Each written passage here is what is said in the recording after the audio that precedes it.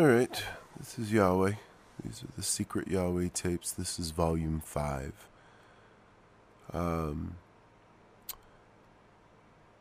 The day is wearing on for we three. We are getting a little tired, I think, of my voice collectively. I think that's fair to say. And I appreciate these two gentlemen's time and their efforts in helping me get this all down. Spent a lot of time while on Earth, living in Russia, and a good deal of time up in Siberia, which was very difficult for me personally because the cold is very difficult for my body to handle. I have not been warm one day on this planet since I got here. And the time that I spent in Russia was a very difficult time for me from a physical sense because so much of it I was unable to move in a normal fashion. And towards the end of the 19th century, I became aware of a pilgrim, Grigory Rasputin, who was a mystic in the forest and who was known for loud, boisterous praying, and who was thought to have the power to heal people through his praying, or through his prayer. And I decided to go and visit this Rasputin and see for myself. And when I got to his camp, I call it a camp, it was very disheveled. It was not something that you would associate with a civilized person inhabiting. Let's say the man lived like and smelled like a wild animal. His stench was overpowering, even by Russian standards, even by the standards of the day. You could smell him in the forest coming, even before you could hear his footsteps. Grigory, when I first met him, looked at me in a way that quite frankly, almost frightened me. I developed control of what you would term a fear reflex many centuries before. When I first got to this planet, I experienced anxiety and fear on a regular basis. Nothing extreme, but for me it was very unusual and somewhat frightening at times. And I had over the years developed a very clear understanding of the level to which I was protected while I was on this planet. It's funny to me how some legends are spawned. I spent time in Eastern Europe where I was actually captured and they attempted to torture me in the castle that later came to be known as that of Vlad the Impaler. And I was a very frustrating subject, I guess, for these sick and twisted men who had developed a real taste for inflicting pain and suffering. At one time, they began to cut off my fingers one by one, and as my fingers began to grow back, and as I showed no sign of pain or suffering, these men became very afraid. And both of them leapt to their deaths, these men that were torturing me, from this high vantage point tower in which I was being held. And I take credit then for spawning the legends of vampires in Eastern Europe because of my cold skin and ability to avoid death. And because of, I like to think, my youthful good looks, I do not age accordingly, or as a human would. I still look the same as I did when I got here 3,500 years ago. And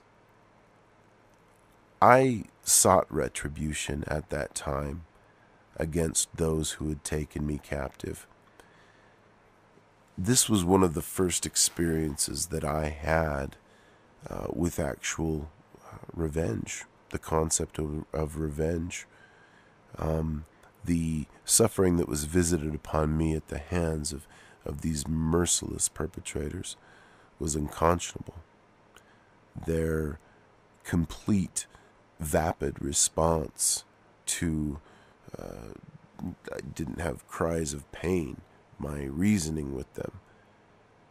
My reasons were sound on why they should not do this, not just to me, but to anyone of their species, fell on deaf ears. And so I was forced to show them the little power I learned that I had on this planet.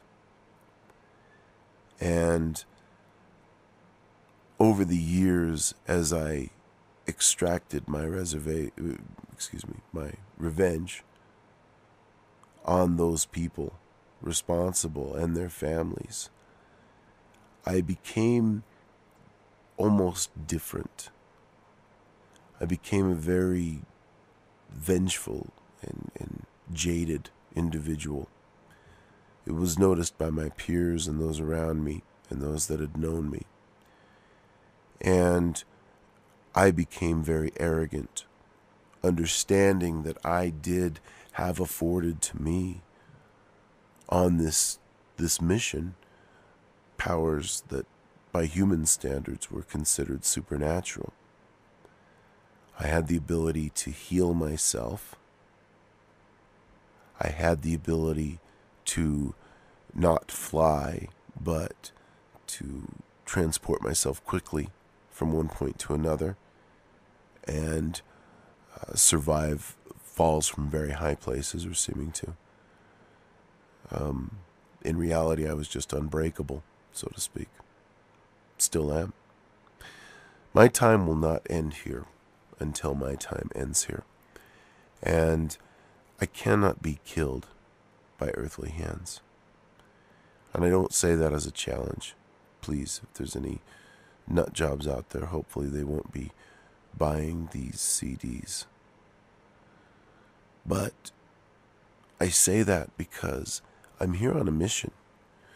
And when I met Rasputin that first day and he looked at me and I felt that twinge of fear that I'd not felt for hundreds of years, it really drew me to him, to be honest. It may seem like a different side of emotion than would be normally exhibited in that type of situation, but I was drawn to him.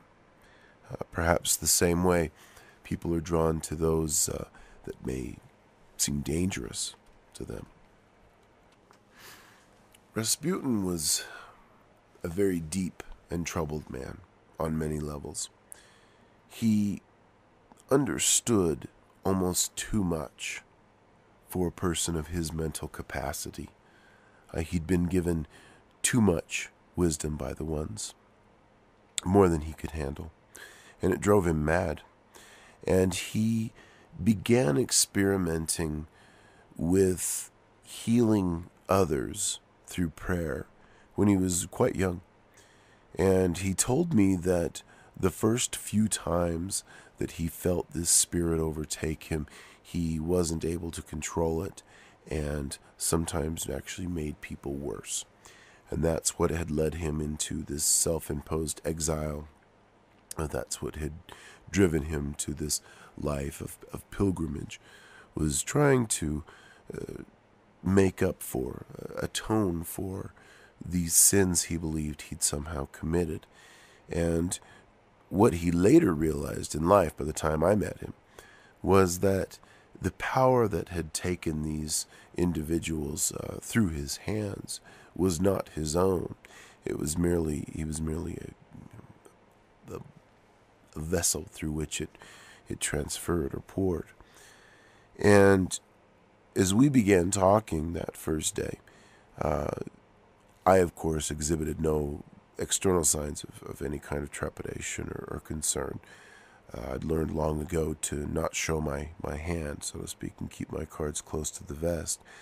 And I asked him, quite frankly, quite bluntly, would you like me to show you how to take this power to the next level?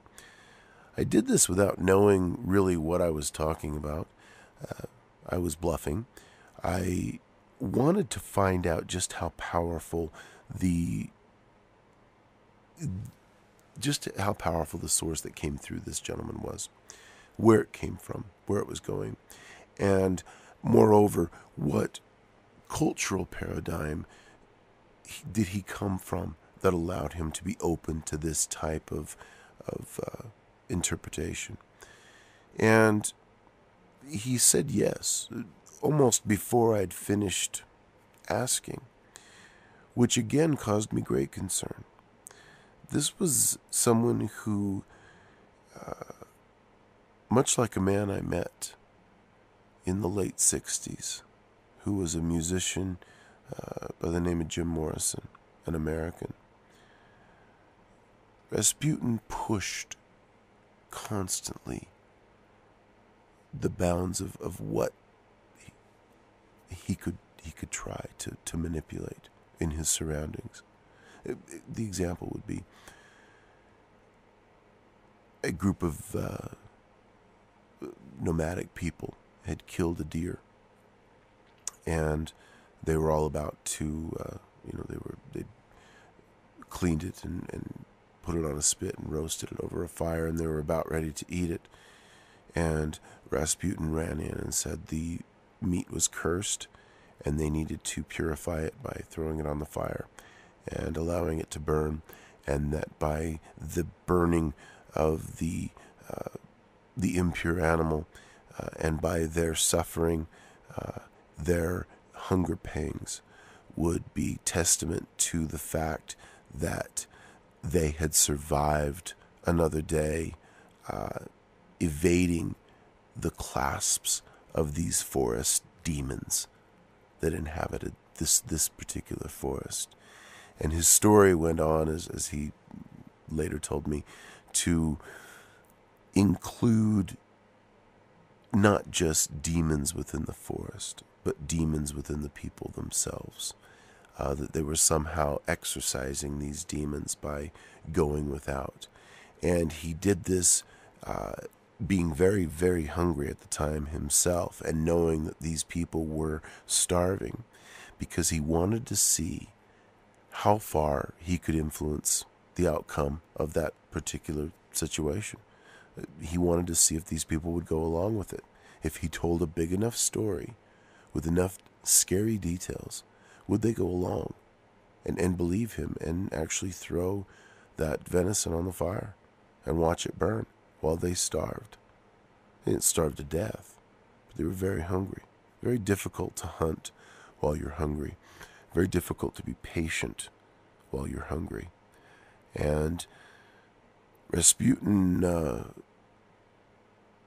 I think he honestly regretted that particular experiment, but it stuck with him over the years, because he knew that by preying on people's fear of what he always referred to as demons, many people referred to as demons, both internal and external, there was a carnal fear that was awoken in those that he was taunting with this. People get nervous when you start talking about demons, because most people have seen something that they would, or felt something that they would akin to being a quote-unquote demon. People who live in the forest for a time experience sounds that they don't hear when you first get there, when you first walk through. Spending a lot of time in the forest, becoming in tune with what's going on there, allows a lot of people, a lot of humans, to hear things that they would not normally hear. And those voices can sometimes be very sad, as I discussed in the last volume. And sometimes the sound of weeping can be mistaken for the sound of ecstasy. And sometimes it can be mistaken for the sound of gut-wrenching horror or fear. When in reality, what it is just a natural expression of anything that feels sad sometimes and happy other times, and it expresses itself accordingly. What Grigori realized was that people, because they had this internal instinctual fear of these strange voices that so many humans hear,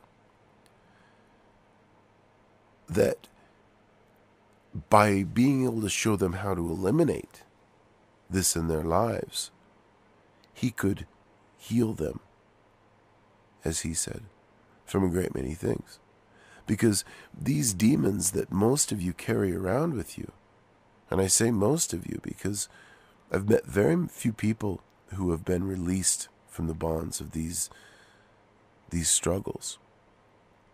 They can take on an internal form. Sometimes in my travels, I have met women who have given up biological children for adoption. And they have struggled with that for their entire lives, wondering if they made the right decision, wondering if that child had a good life, if that child ever thinks about her, wonders about her, knows about her. Sometimes this drives these women mad. There are people who suffer abuses as children or even as adults, who for one reason or another never find someone in whom they can confide these personal wounds, and they carry with them these demons. The demons are not through fault of their own. The demons were put on them by someone else.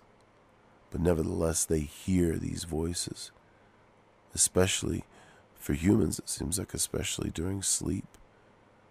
I run into a lot of people over the years. I've been brought in by those that I know personally to consult with people who are in positions of great responsibility, who are being troubled by nightmares. And one of the things that I have to explain, as I explained, I believe, in Volume 1, was that dreaming is about what to expect when you pass away, when you die. The landscape that exists in dream time is the same for all of us throughout the galaxy. We all dream. And when we dream, we go back to that spring from which we all come. And we can create our own reality there, much like we can create here in physical existence. But there is always a part of us, no matter how deep we go, there is always a part of us that hides itself from our consciousness. It's necessary for existence. It is, and let me explain why. That still small voice inside your head, the one that talks to you from inside your head, that guides you throughout your life, that nags at you when you haven't done something you know you're supposed to, or nags at you to seek redemption when you've done something you know you shouldn't. That is your holiest of holies, that is your heart of hearts. That exists in every sentient being. No one can truly know that voice or know the source of that voice. To do so would cancel out your existence in a very literal sense. The reason we exist in physical form is to have experiences, to go through things, so that on a spiritual level we grow. And if we don't have these experiences, or if we cut through line and cut right to the end, to the answer, we've learned nothing. Knowledge without wisdom is useless. It's just words. Words can be forgotten or misconstrued. Words, while they themselves do not have an agenda, are only ever used in concert with the respective being's agenda that's uttering them. It's been the same since the beginning of all time. I've studied it extensively throughout the galaxy. Every society contains myths and lore of demons. Every species carries with it, some on a macro level, some on an individual level, different baggage, you might say. And these demons torture people. They are the negative energy, the dark energy that's contained in all of us. All of us contain the capacity for good and the capacity for evil. We're born with the capacity for everything inside us. The choices that we make affect the final product. But we're born a clean slate. There is no original sin. You're born with original sin, I guess, just as much as you're born with original good. And for some, they are truly victims of their environment. And they are allowed to come back. We're all allowed to come back if we choose. We're allowed to come back and exist in many different forms until we feel like we've learned enough to go back to the center of the spring. Which I can't tell you what happens then. No one knows. To know would again, you would cease to exist and go back to the first consciousnesses, that the ones that started it all, that started all of us, that we are a part of and spawned from, all at the same time. And Rasputin, not from cruel intent, but just from the pure fun of mischief, I guess, for him. Very strange man. Would create the feeling in people through his demeanor, through his mannerisms, through his speaking, where he would speak in very vague terms, as if he knew some dark secret about them. He was very good at judging people's reaction. He would wait until he saw the reaction he was looking for and follow that path. Before long, he would have them in such a fit that when he offered relief that only he could provide now, he'd led them down this path. They were lost in the thorns. Only he knew the way out. In the heat of the moment, a great many people subscribed to his mysticisms. He developed a great following. By the time he died, people would come from all over Russia to be in his presence, to have him speak to them. And as he grew older, his own wisdom made him insane, made him mad. I never saw true evil come from him, but I never saw good either. I saw only selfishness. And I say this story because he was brought in to help one of the Tsar's children, Alexei, I think was the name, who was a hemophiliac. And he was the one that told me that the Romanovs had my device, that he had seen it in a parlor on a shelf, and that it was unguarded, and that I should go and talk to so-and-so and get in and see about, retrieving my device. It was a setup. That was during the time of the Bolshevik Revolution. And he had tried, I realized later, to have me killed. And it was an interesting situation for me to be in, because those feelings of wanting revenge again crept up into my conscious realm.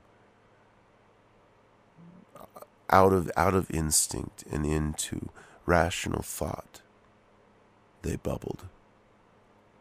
And I began to plot the torment of this deceiver. I would be scheming the deceiver. I would drench the soul of the non-believer and drive him to sanity, which for him would be like a normal person going crazy, going stark raving mad. But I was never able to get back to do this. And I went into hiding. The Romanovs knew who I was. We had met on several occasions over the years. The Tsars would call me in during times of trouble to negotiate treaties with the various principalities. And the lords and barons and the landowners, the business owners, would listen to me because they were always amazed at how much I knew about each one of them. And the tricks I learned during my time with Rasputin taught me a great deal about human tells, the signs that all humans exhibit when they're lying, the different directions they will look when they're lying or when they're telling the truth, is almost uniform in your species. It's very odd, especially in a galactic sense, where lying has become so outdated, really. There's so many species who are empathic, or at least who are aware or know of empathic methods, that lying has all but ceased to exist. The menacing greys are what I would consider to be the closest thing to liars on what you would call an extraterrestrial sense. And they lie not because they have a reason to. They lie much for the same reason Rasputin did, because they like to cause discontent. They like to cause chaos. They're easily influenced by the dark energies that live in us all. And people like me battle against people like them. So it was strange that I spent this time with Rasputin.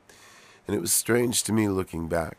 I've had almost 100 years to think about this, and looking back at how easily I fell victim to this plot from someone who I knew was untrustworthy in every sense of the word, who rekindled these feelings of revenge that I had not felt for hundreds of years, and who I never had a chance to satisfy, to satiate that thirst that I had to get back at him. And now, as I enter the last stage of my mission, as I enter negotiations with the powers that be on your planet, and I tell these stories to them, these stories of great leaders throughout time, some who are known in histories and some who are not, some who've been forgotten or whose legacies have been overwritten as their respective empires crumbled and were overtaken by new societies, who rewrote the history books, who retold the great legends. The same 12 notes exist in music everywhere. Everywhere you go in the galaxy, it's the same 12 notes. Yes, on Earth, they decided an A would be 440. But everywhere you go in the galaxy, there's the same 12 notes. It's kind of a comforting thought that there is always that universal language, that universal way of speaking that will stand the test of time, that has always been and always will be. And as I go around and meet with these individuals and sense the frequencies on which they vibrate, I notice so many of them out of harmony with those they claim to be working in accord with. Does that make sense? I can feel a vibe from your species. I call it a vibe. Prince is saying that I just moved my headphones and made a bunch of noise. Sorry, my ear was itchy. I can feel a vibe from your species. And the best way that I can describe it is a harmonic frequency, much like you would hear as you played different notes, moved up or down the scale on an instrument. And different people emanate on different frequencies. You all have uniquenesses about you, but certain frequencies go together. I've heard some people tell me that people that are, Aries, Pisces, Virgos, they vibrate on different frequencies, and I guess there's some extent to that, because when you're born, or some basis to that, because when you're born, the galaxy is in the day on which you were born in the year denotes the angle at which the Earth is aligned with the galaxy, and certain energies flow through the galaxy. And Hunya, that was the astrologist that went to live with the Incans in Peru, was very well versed in these energies and how they aligned.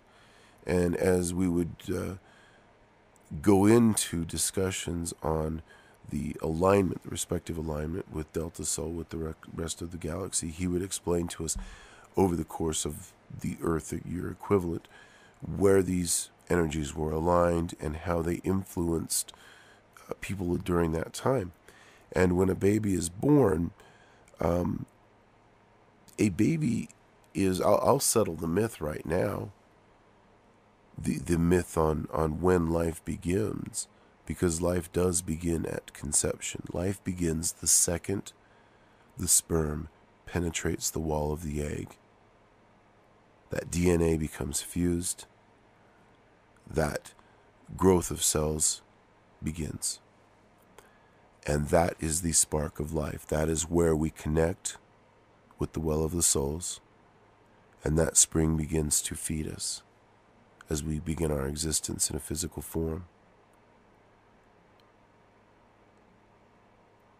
I guess that's going to be getting me in trouble with people who are going to say that I'm weighing in on the abortion debate. You can do what you want with your species, with your bodies, with your offspring. It's not my concern. My concern is on a much wider macro level for your species. I'm beginning to feel worn down working here on Volume 5. I think Prince and Vince are also getting very worn down as this day wanes on.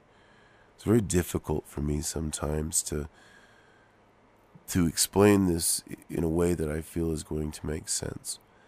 When you have as much bouncing around your head as I do, it's very clumsy to get it all out on the table.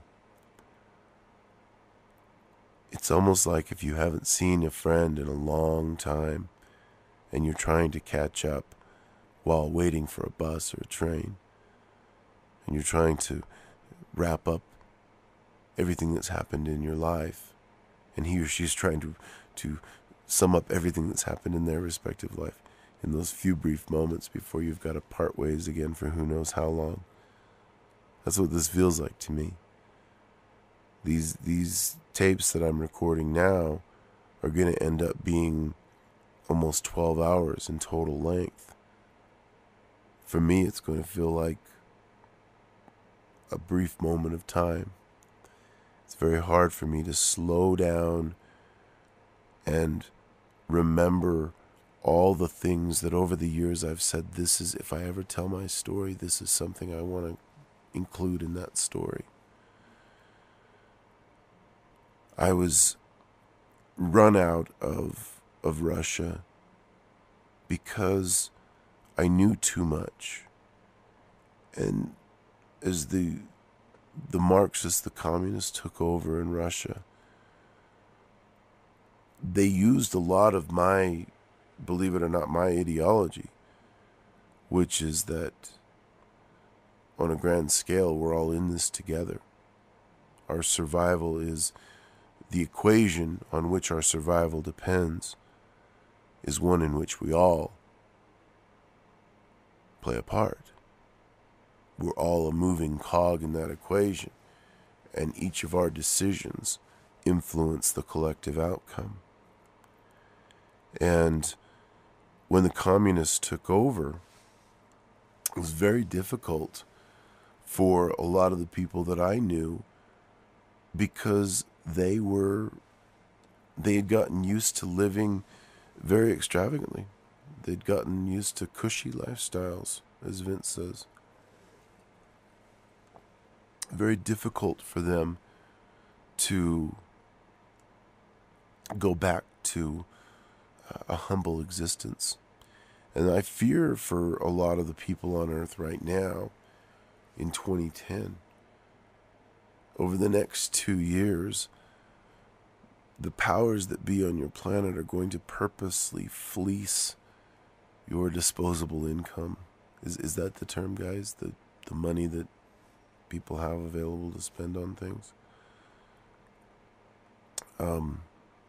It's going to, the price of food, for instance, is going to get very expensive. The price of heating oil already in Europe is very expensive. Common necessities is what I'm getting at. Things that people would consider essential for survival. And compounding that will be weather increasing in severity. Up in Alaska, the HARP station, I've discussed this a lot in my YouTube videos that Vince has posted for me, and I have given up on trying to convince people the potential catastrophic forces they're unleashing up there. You're messing with things that you have no business messing with.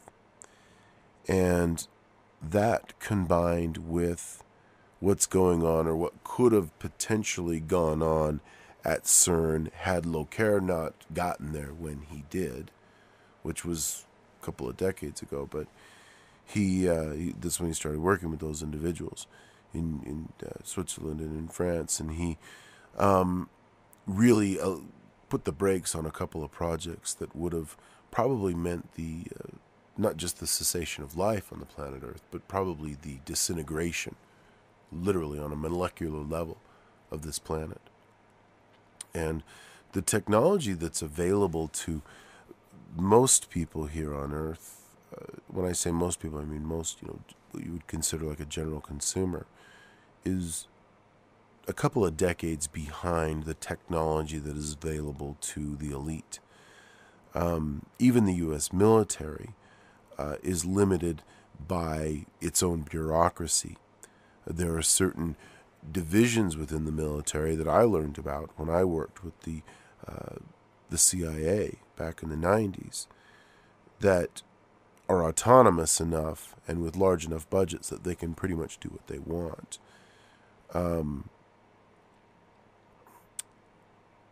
The potential for disaster increases when science is mixed with business.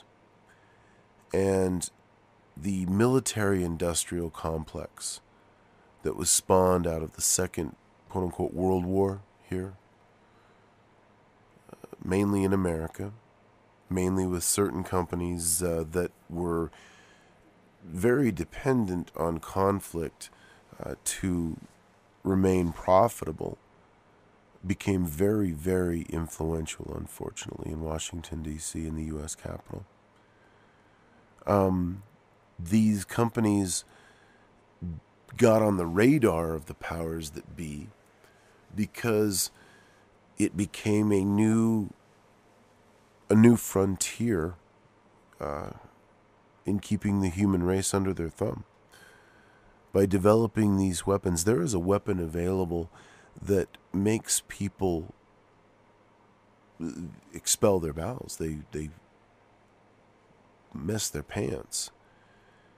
It's a weapon that was developed by using very low sound frequencies and speakers that are very unidirectional. They can point one direction. These speakers are right now being used.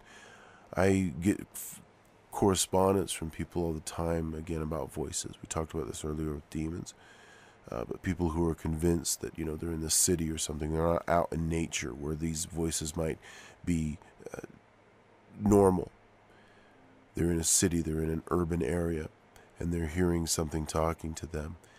And these speakers or these devices, I call them speakers, I don't know if that's the technical term for them, they can aim sound and cause people to hear things that sounds almost like it's being implanted in your brain. This technology is used on a subliminal level in at least one of the main U.S. Global retailers in Walmart. They started using this in Walmart years ago from a study that was done at Cornell. They had run the study on implanting subliminal messages in the music that was playing in the background at grocery stores.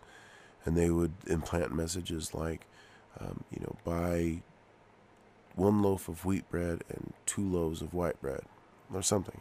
I don't know the exact messages they might have used to begin with, but they started realizing they would put these messages in and people would buy out these products. Sometimes they would empty the shelves.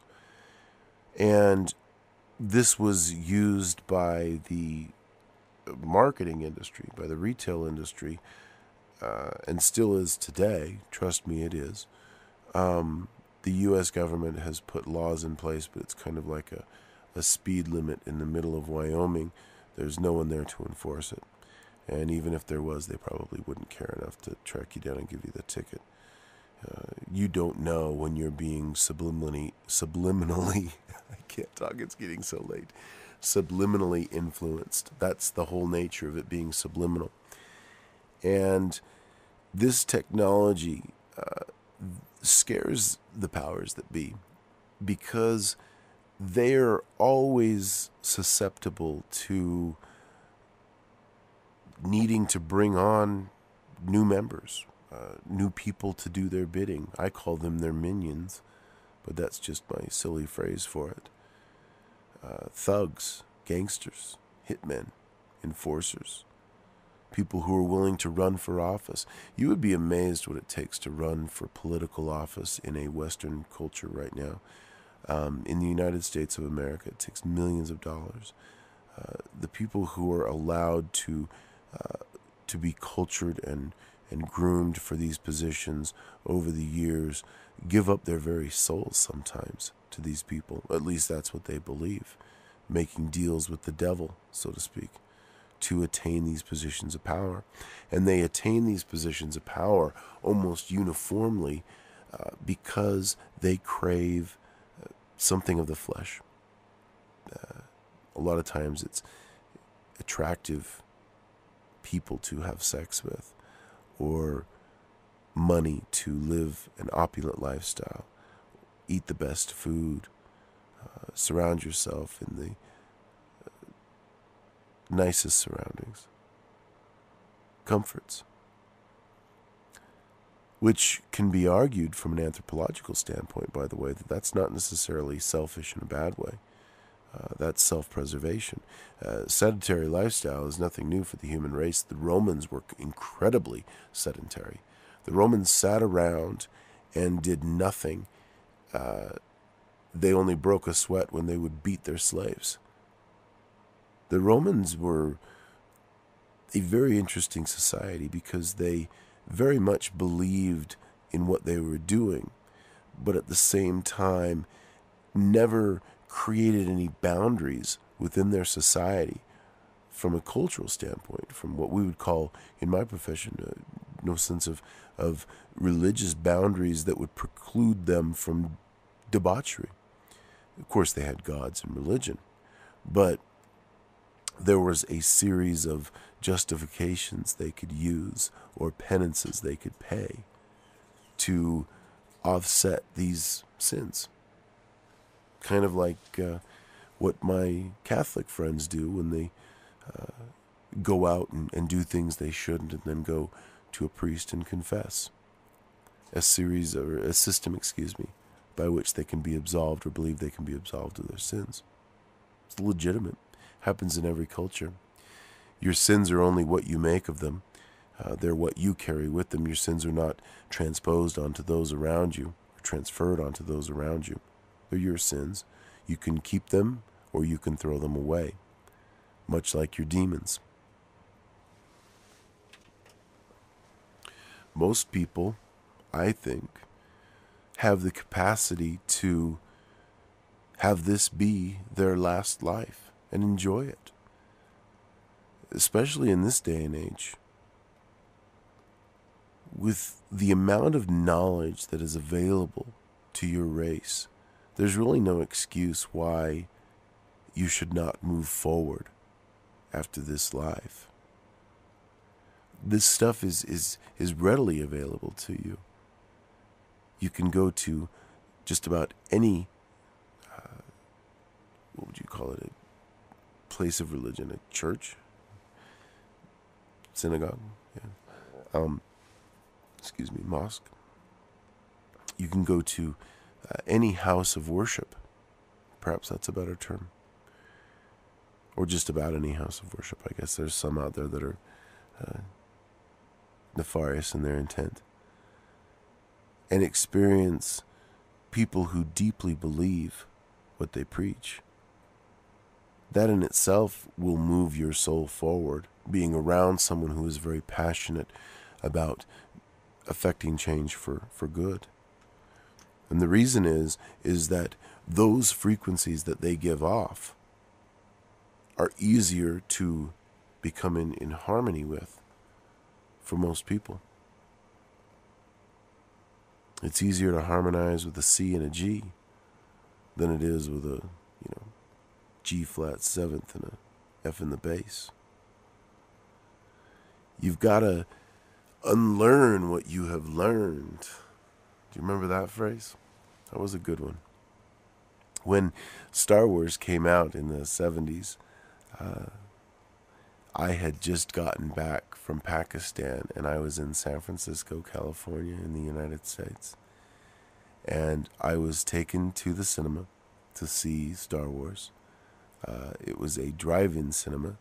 We went in a car, and I sat on the roof of the car and watched in amazement this fun and clever adventure that these humans had created in their cinema, and very much enjoyed the first two Star Wars movies. The second one with the little Yoda guy was really funny to me.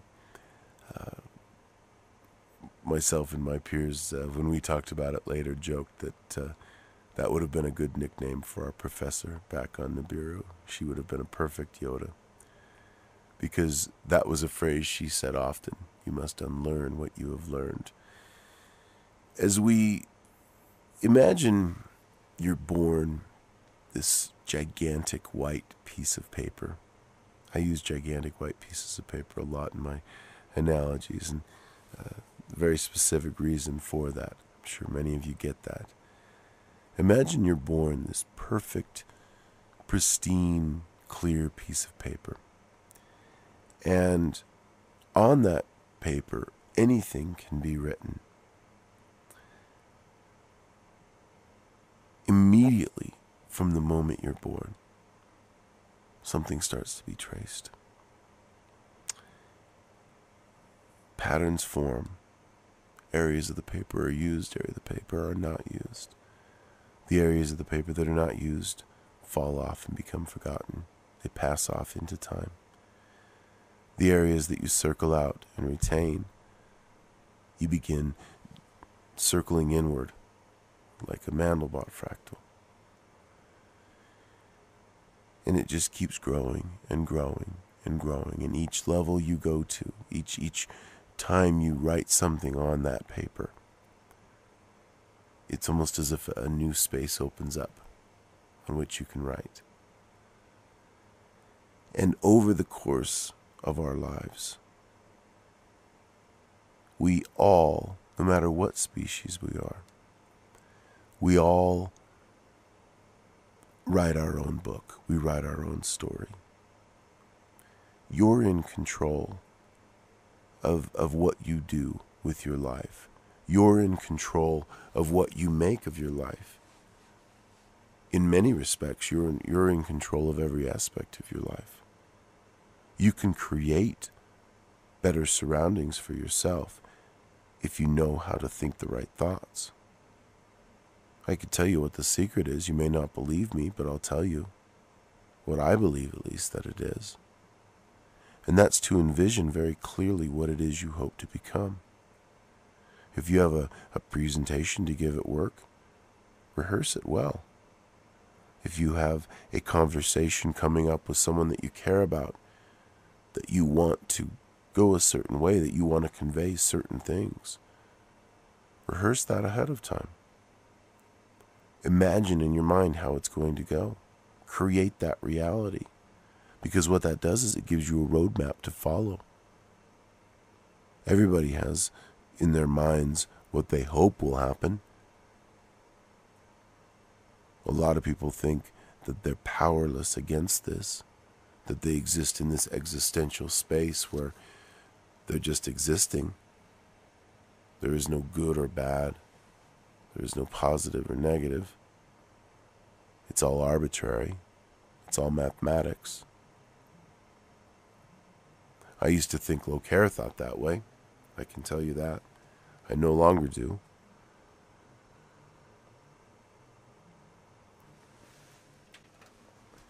My throat is very dry, and Vince recommended I chew a piece of gum. And I don't usually chew gum. I hope it doesn't make any noise on this tape. Can you guys hear it? It's a very unusual flavor. What is this called? Peppermint. I don't really care for that. It tastes bitter. I began, I guess, rebelling against the Emperor at various times during my mission here, during my 3,500 years on the planet, I have rebelled at different times. Never felt any feelings like revenge or those that I spoke of earlier, any deep hatred or anything like that, because I knew what I was getting into when I signed up for this. I have to take accountability and responsibility for what I chose. And I do have a very good existence. I've been allowed to experience a culture that is unaware of that which has gone on in the galaxy, that which I've always taken for granted. The naivete of the human race is something that I find very endearing. It's like being around children. There's an innocence about you that I've always found inspiring. It's another reason I think you should be proud to be human. Humans all possess a certain wide-eyed innocence. The feeling of learning something new for many of you is a rush, is what I've had it described. Yes, a rush, a feeling of euphoria sweeping over you. Mild at times, sometimes pronounced, but good nonetheless, a good feeling. It's because a part of your brain is receiving electricity and chemicals for sometimes the first time in a long, long time. That's what causes you to feel that way. And when that happens, you are writing that moment into the Akashic record. And that is, you're writing everything into the Akashic record at all times. But that's one of the ones that you'll be able to access later on down the road if you need to, is those little spikes in consciousness where you feel alive, you feel good, you feel at peace, you feel content. It's a good feeling, isn't it? It's what we all strive for. And that's what's tempered my disobedience with the Emperor over these years. Because there were times, even recently, a few messages ago, that I let Vince work on the translations. I was in the doghouse because I had said too much. I don't know, to be honest with you, if I'm going to be in the doghouse after this. I assume he won't know about it, or if he does, it'll seem inconsequential to him. That's why I'm not going to put these tapes on YouTube. That's why I only want people who want to find Yahweh, who want to seek me out for my specific set of tools and knowledge. Those are the ones I'm interested in sharing this with, not the masses. The masses can have the other stuff. This stuff is special. I will continue to exist for a long time after everyone listening to this message is dead and gone. You will pass into the record. Some of you to be reborn again, some of you to go back to the spring from which we all come.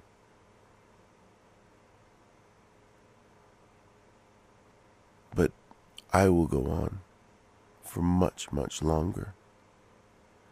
And what makes this is hard to explain because I look at time so differently than you two. It's perceived so differently to me than it is to you.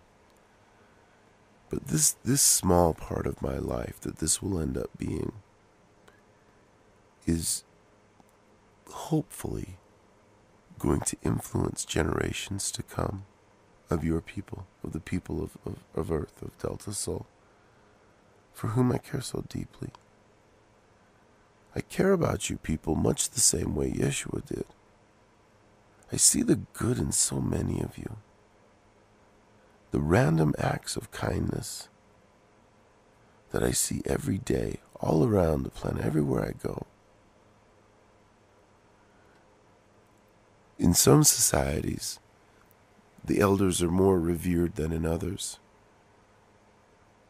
If you are a person who does not have respect for your elders, you need to find some quickly. It's one of the oldest sins is to not respect your ancestry, not to respect those who have come before you, whether by biological relation or not. People who have gone through, who have contributed to the fabric of existence. As a pioneer blazing that trail in front of you, you need to give them your respect. Especially your race, the human race, where so many can come back. The concept of karma is universal in all educated, advanced, intellectual societies. The concept that doing good things begets good things happening to you, and doing bad things begets this, bad things happening to you. And that's not to say that the powers of the universe conspire against you or help you out on occasion. There's two directions going on at any given time. The direction with which you lean will determine the direction that you are pushed. Are you leaning towards the good in your life and being pushed towards the good? Or have you fallen back into the dark and allowed yourself to be pushed downstream with so many? The human race will survive. But those of you right now who are listening to this tape will be gone by the time I get home. It's a very hard thing for me to say, because I really have enjoyed my time here on Earth. I've learned more than I thought I would on this mission. I've found out more about myself than I thought I would on this mission.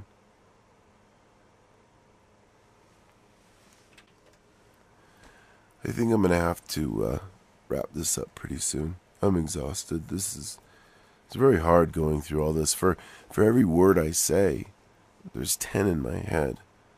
And for every 10 words in my head that I consider saying, there's 100 thoughts. And for every 100, for every thought that I have, there's 1,000 emotions.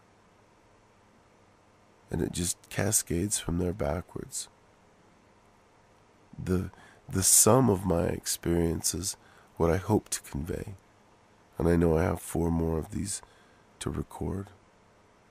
And I have plenty more of material to say. I shouldn't say material. We say material when we've been talking about this, Prince and Vince and myself, because I'm trying to get this as compartmentalized as I can. I know that may sound crazy as you've listened to this and listened to me go back and forth and ramble on and kind of take these sidetracks, but this has been very good for me. I hope it's given you some insight into who I am as a person, because during my time here I have become aware of an aspect of myself that I was unaware of, that is very human-like. That is the part that craves knowledge and recognition for my achievements, from a selfish standpoint, but not from one of negativity, but from one of I want to feel proud about what I've done here. That's very important to me now. And that's something that I didn't really feel prior to coming to Earth. I never felt the need to feel proud. Pride was something that was kind of an alien concept to me. It seemed illogical on a base scale. Because what good would it do me to feel pride? What good would it do me if other people felt proud of me? It would do me nothing. I would not benefit anything from this. It's just an emotion. It could be easily replaced, swapped out for something else that would also not affect me. So it became as insignificant as all the rest. There's only one emotion that I believe every being feels at some time in their existence that actually matters, that actually they will take with them. And that is love. The love that a mother or a father has for their child. A love that a child has for his mother or father, or the person that takes care of him, like Vince's babushka.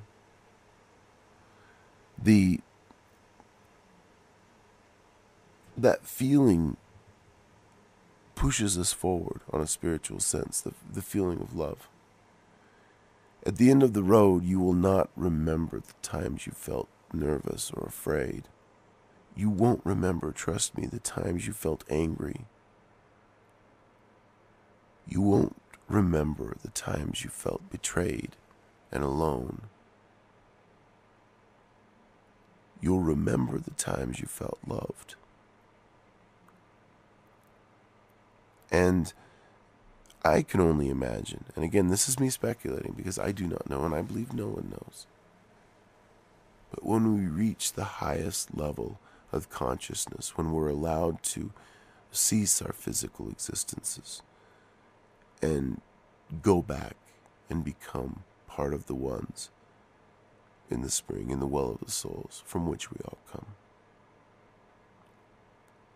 That is something that we take back, and that's why it grows, and that's why it continues to propagate, is because it's continually being fed by more love coming back into it.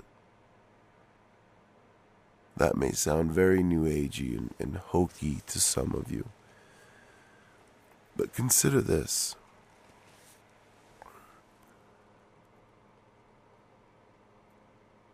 When you feel very close to someone and you get butterflies in your stomach when you're about to see them, when you think about them all day, every day, from the minute you wake up in the morning to the minute you go to bed at night, and you feel that deep, unconditional love, whether that be as an attraction for someone, as a mate, potential mate, or a companion, or whether that be the love of a parent or a grandparent or a family member. That love is powerful, and it pulls at your soul because it's one of the purest emotions available. It's one of the most powerful emotions available. It's very closely connected with comedy, with laughter. It's a good feeling, isn't it, to be in love, to feel appreciated. No one wants to be neglected or taken for granted. Everybody wants to feel like they're needed on some level and feel important. And you, I can tell you right now, listening to my voice, are so very important. Whatever it is you feel like you may have as a shortcoming or feel that you cannot do, that you're not capable of doing, I would ask that as you go to bed tonight, as you fall asleep, as you begin to dream, you envision yourself taking on that task. What would it look like? What would it feel like? What would you smell? What would you hear? What sensations would your body be experiencing as you did this thing that you believed previous that you could not? That could be playing a sport or an instrument that you didn't think you'd ever be able to do. That could be something crazy like flying That could be for my friend Carol in Indiana, a trip on a spaceship. Imagine this as you go to bed tonight. Try to picture what it would look like, what it would feel like. Because that is the first step to making that a reality for you, is envisioning it. You know, interesting, when the Spanish first got to Central America, a lot of the natives couldn't see the ships. They looked out into the waters, and some said, what are those things out there on the waters? And some said, what are you talking about? I don't see anything. This is what the legends say. Sometimes when you see things, I think that's what, quite frankly, a lot of people have troubles with UFOs over, is that sometimes people will see things, and because they have no reference point, they have no way of knowing what that is, their brain almost disregards it. Their conscious or subconscious disregards it being there. And imagining something, getting your head around what it would look like, what it would taste like, what it would feel like, what it would smell like, what it would sound like, is your first step in creating that reality. Anything is possible within each and every one of you. You right now listening to my voice, you can become a quote-unquote God. I don't mean to sound blasphemous when I say that. What I mean to say is that your potential is unlimited. When you dream, you can create anything you want. You can fly if you want to. When you realize you're dreaming, possibilities become endless. I think tomorrow morning, when we start Volume 6, I'm going to start with discussing lucid dreaming. Over breakfast, I'm going to discuss with Prince and Vince what they dreamt about tonight. Both of them have had previous conversations in depth with me about this very topic. They're rolling their eyes right now. Here it comes. Yes, boys, here it comes. The Dreamtime speech. Because I tell this to people all the time. Dreamtime is the space in which we all exist as one. You can find me there. I can find you if I knew who I'm looking for. But I'm very easy to find. As you fall asleep, think of my voice. Think of Yajweh of the Anunnaki.